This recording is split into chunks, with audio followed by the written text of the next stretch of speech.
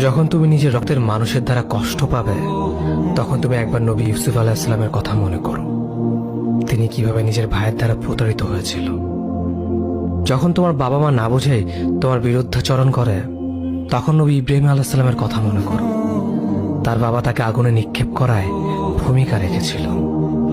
যখন তুমি সমস্যা থেকে পরিত্রাণের জন্য কোনো পথ পাবে না, তখন ইউনুস আলাইহিস সালামের কথা ভেবো। তিনি কতটা সময় তিমি মাছের পেটে আটকা পড়েছিল। যখন তোমার নামে কেউ মিথ্যা অপবাদ ছড়িয়ে দেবে, তখন মা আয়েশা রাদিয়াল্লাহু আনহার কথা মনে করো। তার নামে পুরো শহর জুড়ে কুৎসা রচনা করা হয়েছিল। যখন তুমি অসুস্থ ব্যথার যন্ত্রণায় কাতরাতে থাকো, তখন নবী আইয়ুব আলাইহিস সালামের কথা ভেবো। তিনি ভয়ঙ্কর এক ভাইরাসজনিত রোগে আক্রান্ত হয়ে তোমার থেকে বেশি কষ্ট পেয়েছিল।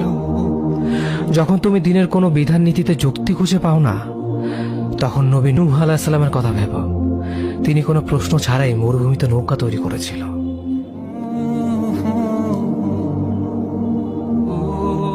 যখন তুমি আত্মীয়স্বজন, পরিবার, বন্ধু বান্ধবের কাছে হাসির পাত্রে পরিণত হও, তখন তুমি শেষ নবী হযরত মুহাম্মদ সাল্লাল্লাহু আলাইহি ওয়াসাল্লামের কথা ভেবো। রাসূল সাল্লাল্লাহু আলাইহি ওয়াসাল্লাম বলেছিলেন, সবচেয়ে বড় পরীক্ষা দিয়েই সব থেকে বড় পুরস্কার আসে। যখন আল্লাহ কাউকে ভালোবাসেন, তখন তাকে পরীক্ষা করেন, এবং যে এই পরীক্ষাগুলো মেনে নেয়, সে আল্লাহর সন্তুষ্টি অর্জন করে। আর যে অভিযোগ করে, সে তার ক্রোধের পাত্র হয়। হে আল্লাহ, তোমার কথা মনে করা, তোমার প্রতি কৃতজ্ঞ হওয়ার এবং তোমার ইবাদত করার তৌফিক আমাদের দান করো। আমিন।